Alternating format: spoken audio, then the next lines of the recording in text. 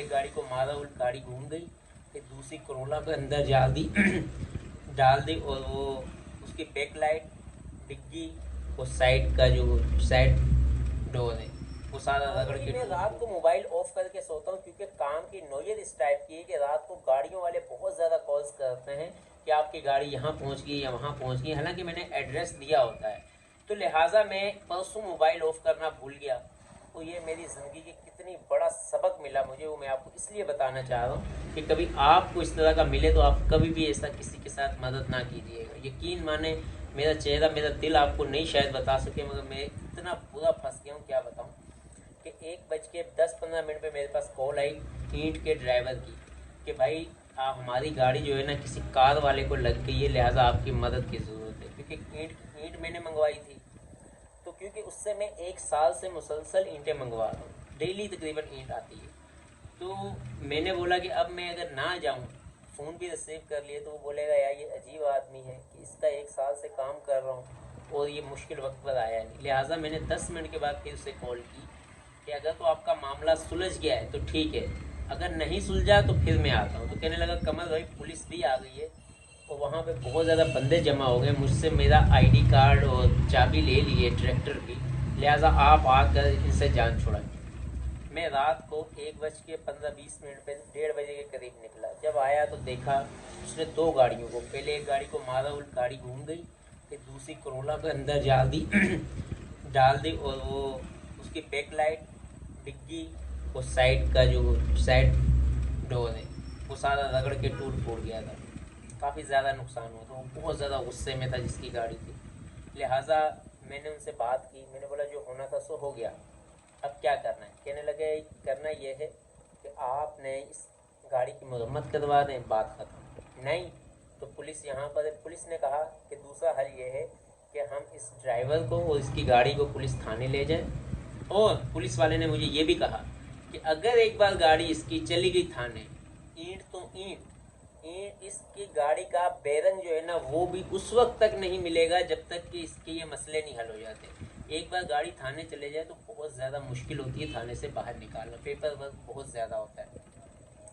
लिहाजा यहाँ पे मामला सुलझा लो आप इसमें, ठीक है। अगर नहीं सुलझाओगे तो मामला तो थाने में जाना ही जाना है।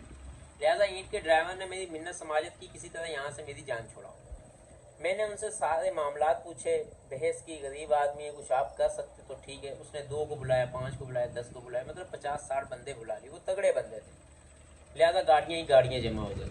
मैंने कहा अभी आप क्या चाहते हो। कहने लगे कि हम ये नहीं, हमारी गाड़ी की जो कीमत गिर गई है वो चले हमने इसको माफ़ की, मगर गाड़ी बनवा दें, और बनवा के टोयोटा के शोरूम से देनी, मतलब जो टोयोटा की जो वर्कशॉप होती है, टोयोटा की गाड़ी थी।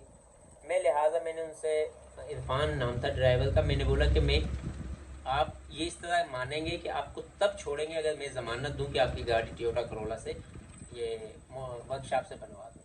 कहने लगा कमल भाई बनवा दे, और मैं जो है ना जो भी बनेगा मैं दूंगा, जितना खर्चा आएगा मैं दूंगा, मगर मुझे नहीं बोले मुझे जाने दे। लिहाजा मैंने वो वहाँ पे साइन कर दिए, आईडी कार्ड जमा करवा दिया, पुलिस वाले के साइन हो गए, पुलिस वाले का नंबर, सबके नंबर ले लिए। अब क्या हुआ कि वो ड्राइवर ईंट वाला ईंट लेके चला गया, वो अपने घर चले गए। आज पीर का दिन था, ये हफ्ते की रात की बात है। आज सुबह उन्होंने मुझे बुलाया, टोयोटा वर्कशॉप पे गए। वहाँ पर उन्होंने 2.25 लाख 1.5 लाख का एस्टिमेट बताया कि इतना लगेगा क्योंकि ये चीज़ें चेंज होंगी। मैंने मिन्नत समाजत इतनी की कि भाई चेंज ना करवाएं आप, इसके रिपेयर करवा लें, रिपेयरिंग में कम पैसे लगेंगे। बड़ी मिन्नतें की, जिसकी गाड़ी थी उसकी भी, जिसने बनानी थी उसकी भी, वर्कशॉप वाले की भी। टोयोटा में एक दोस्त थे, बहुत अच्छे दोस्त, उसको मैंने बुलाया। उसने मैनेजर को बोला कि टोयोटा के ओनर को बुलाया कि इस तरह किसी गरीब बंदे से ये हो गया है, तो आप जहाँ तक मदद कर सकते हैं करें। आप इसका कोई चीज़ चेंज नहीं करनी, रिपेयर करनी है। वो गरीब आदमी उस पर वजन डलेगा।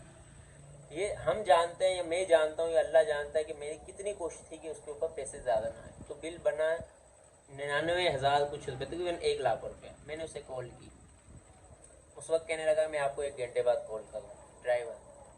फिर मैंने भट्टे वाले को कॉल की, कहने लगा इससे मेरा भी क्या लेना देना है, उसने गाड़ी मारी है, आपने ज़मानत ली है, मेरा तो इससे लेना देना नहीं। मेरा एक बड़ा दिल टूटा। मैंने बोला यार मैंने तो इसलिए ली कि आप 1.5-2 साल से ईंटें भेज दें, अगर मैं पीठ में तुम दबा के भाग जाऊँ तो ये तो इससे जाहिल बंदा, बुज़दिल बंदा कोई नहीं। तो मुझे आपके साथ खड़ा होना इसलिए पड़ा कि डेली का काम है मेरा और आपका। कहने लगा नहीं भाई ये आपको, क्योंकि वो हमसे किराया लेता है तो काम करता है, फ्री में थोड़ी करता है कि हम उसकी ज़मानतें लें। उसने मुझे ऐसे बोला। यहाँ उसके ऊपर हम तरस खाएं तब खाते, अगर यहाँ तब एहसान करते जब वो फ्री में ईंटें छोड़े। वो तो किराया ज़्यादा लेता है हमसे, बाकियों से ज़्यादा ही लेता है, कम नहीं लेता है। तो मैंने बोला अच्छा। मैंने उनसे बात करके इरफान को कॉल की। कहने लगा आप पागल हो, मैंने तो उस वक्त जान छुड़ानी थी तो मैं तो चला गया।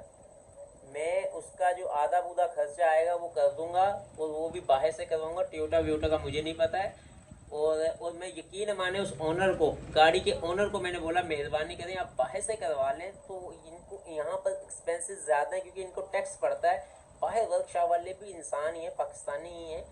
जेन्युइन चीज़ें ला दूंगा मैं आपको, वो आप अटैच बाहर से करवा लें, कम खर्चा आ जाएगा, 10-20 हज़ार और कम हो जाएगा। वो कहने लगा कि पहले वो माना नहीं, फिर उससे तरस आया। अल्लाह जानता है क्या, वो बंदा रोज़े से था। फिर उसे तरस आया, क्या कहने लगा चलें ठीक है, यहाँ लाख लगता है, बाहर अगर 90,000 में भी काम हो जाता है, चलो किसी का भला हो जाए। उसने भी नेकी समझ के दिल को समझा लिया। हालांकि एग्रीमेंट पे साइन हुए थे कि हम वर्कशॉप टोयोटा की से करवाएंगे। लिहाजा उसने मुझे बोला कि अब फिर बाहर से करवाना है तो मैं जाता हूँ, या मेरे साथ जाना चले, नहीं तो मैं जाता हूँ, मैं काम स्टार्ट करवाता हूँ। अगर मेरी 1 महीना गाड़ी वर्कशॉप पे रहेगी, यहाँ पर उन्होंने 1 महीने का टाइम दिया था, तो मैं ऑफिस आने जाने में मुझे प्रॉब्लम होगी। तो मैं रेंट की गाड़ी अफोर्ड नहीं कर सकूँगा कि मैं 50,000 रुपये में, ये लाख रुपये में रेंट की गाड़ी लूँ, उस पर ऑफिस आऊँ, जो बर्डन पड़ेगा। मैं बाहर से ही 5-6 दिन में जल्द से जल्द काम निपटा के आपके लिए और अपने लिए सहूलत पैदा कर लेता हूँ। मैंने बोला बड़ी मेहरबानी। उसने मुझसे 50,000 रुपया ले लिया कि 50,000 दो, मैं काम करवाता हूँ, बाद में इरफान जो है वो दे देगा, क्योंकि उसने कहा हुआ है कि आप जो खर्चा आएगा कर दूँगा। फिर मैंने 50,000 दे के यहाँ पे अभी आगे से इरफान को कॉल की। मैंने बोला भाई मैंने ये नहीं बताया 50,000 दिए, मैंने बोला भाई इस तरह जो आपके मसले मसाइल में निकल पड़े थे वो मैंने बड़ी कोशिश की, आप कल आएँ, हो सकता है आपको कोई वर्कशॉप वाला कम पैसों में कर दे तो आप खुद आके करवाएं, आज सारा दिन मैं बड़ा परेशान रहा। कहने लगा भाई मैंने उस वक्त जान छुड़ानी थी सो छुड़ा ली, गलती उनकी है, वो रोड पे क्यों थे, गाड़ी वो खड़ी थी, खड़ी गाड़ी को इरफान ने मारा था। अब उस वक्त तो वो कह रहा था ठीक है मेरी गलती हो गई, जो कह रहे मान लें, क्योंकि उस वक्त बड़ा हैवी किस्म का काम खड़ा। कहने लगा उस वक्त तो मैंने जान छुड़ानी थी। अब इससे मुझे इतना दुख हुआ है, इतना दुख हुआ है कि मुझे बचपन में याद आ गया। मैंने एक दफ़ा ना एक लड़के की अपने मोहल्ले में दोस्त की गवाही दे दी थी कि हाँ इसने इसको ये बात कही है। अब वहाँ पे जब कोई लड़ाई होती, वो आपस में रिश्तेदार थे, तो कहते थे कमल को बुलाओ, कमल के सामने ये बात हुई थी। लिहाजा वालिद साहब ने मेरी बड़ी पिटाई की। ये उस वक्त मैं 13-14 साल का हूँ, 12-13 साल का। बड़ी पिटाई की कि तूने गवाही दे दी, अब तीसरे दिन तुझे बुला लेते कि हाँ कमल के सामने ये बात हुई। उसका कोई रिश्तेदार आ जाता है, भाई कमल के सामने ये बात हुई। मेरी बड़ी पिटाई की। मैंने उस दिन के बाद ज़िंदगी में ये दूसरी बार गवाही या ज़मानत ली। मैंने तौबा कर ली थी, ना ज़मानत लेनी है ना गवाही देनी है। क्यों? क्योंकि वो तो भाग जाते हैं, हम फंस जाते हैं। मेरे वालिद ने समझाया था ये गवाही और ज़मानत जो है इन दुनियावी लोगों के साथ करने से कोई फ़ायदा नहीं है, क्योंकि वो तो चले जाते हैं, फिर गवाही वाला ज़मानत वाला फंस जाता है। मैंने सोचा क्योंकि अभी उम्र ज़्यादा होगी, उस वक्त बचपन था, तो लोगों के साथ बना के रखनी पड़ती है, अच्छे बुरे के साथ अच्छे बुरे वक्त में काम आना पड़ता है, तो लिहाजा साथ दिया जाए। अब वो कह रहा है कि भाई मैं नहीं जानता हूँ, और मुझे कह रहा है अगर मैं कल आया भी तो मैं पैसे वैसे कोई नहीं दूँगा। अभी मैंने उसे बोला कल आप आएँ, किसी भी वर्कशॉप से करवाएं, किसी से भी करवाएं, चाहे वो टोयोटा से ही करवाएं, एग्रीमेंट टोयोटा का हुआ है, टोयोटा से करवाएं, लाख में हो 50 में हो 2 लाख में हो, वो आपके साथ है। कहने लगा भाई मैं किसी भी वर्कशॉप से करवाऊंगा और आधे पैसे वो भी देने हुए तो दूंगा, नहीं तो मेरी समझ से बाहर है। अब मेरा इतना दिमाग ख़राब हुआ है कि यकीन माने मेरा दिल इतना अफसोदा हुआ है कि कभी किसी के साथ नेकी करनी ही नहीं है। वैसे मैं करता ही नहीं, बुरा ही समझा जाता, मगर किसी के साथ 1 साल 2 साल काम करते हुए हो जाए, उनके साथ भी अब नहीं करूँगा। क्यों? क्योंकि मुझे सबक मिल गया। एक तो मैं कल उस दिन पूरी रात भी जागा, आज का सारा दिन भी रहा जो टोयोटा वर्कशॉप में, उस बंदे की मिन्नतें करता था, सब कुछ करता था, और एंड पे मुझे कहने लगे तुम तो पागल हो, मैंने तो उस वक्त जान छुड़ानी थी, रोड पे गाड़ियाँ लगती हैं, तो तुम्हें नहीं करना चाहिए था, तुम्हें जाना ही नहीं चाहिए था। अब उसे मैंने ये नहीं बताया 50,000 दिए, तो लिहाजा भाई पाकिस्तान में बहुत से सबक सीखने को मिल रहे हैं, बहुत ज़्यादा सबक सीखने को मिल रहे हैं कारोबार में। मगर ये एक अनोखा सबक था कि मेरी आदत, सबकी आदत ऐसी होती है जिसके साथ 1-2 साल बंदा चलता है काम में, कारोबार में, रहने में, बंदा उस पर यकीन करता है कि चलें यार मुश्किल वक्त में एक दूसरे के काम आ जाएंगे।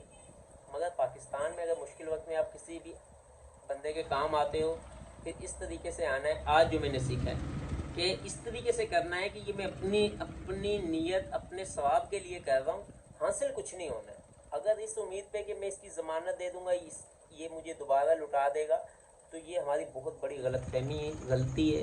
यहाँ तो करो नहीं, करना आऊँगा नेक्स्ट टाइम कभी तो मैं बोलूँगा इसका खर्चा मेरे ऊपर। दूसरी गाड़ी वाला, उसका 60,000 रुपया, दूसरी गाड़ी वाले को मैंने 9,500 रुपये नकद उस वक्त दिए कि आप अभी वर्कशॉप ले जाओ, इसको सेट वेट करवाओ, जितना खर्चा आएगा, क्योंकि ड्राइवर ने मुझे बोला मैं जिम्मेदार हूँ तो लिहाजा मैं दूँगा।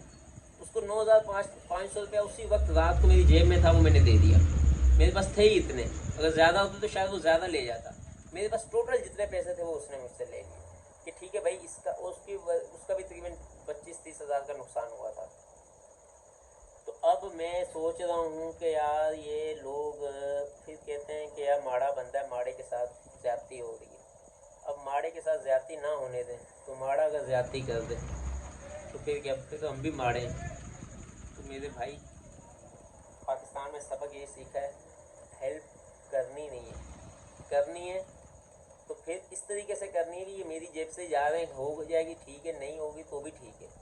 तो लिहाजा भाई ये सबक आप दोस्तों को भी दे दो, कभी भी किसी की ज़मानत या गवाही देंगे आप तो आप इतने बुरे फंस जाएंगे, बुरे बनेंगे, हंसना तो दूर की बात है। इरफान समझ रहा है कि शायद ये जो है ना अभी मुझे एस्टीमेट ज़्यादा बता रहा है, और वो समझ रहा है कि शायद ये इरफान की तरफदारी इसलिए ज़्यादा कर रहा है कि शायद ये इसको बचा रहे हैं। अल्लाह जानता है अभी उनके दिल में क्या है। तो भाई ये मुझे सबक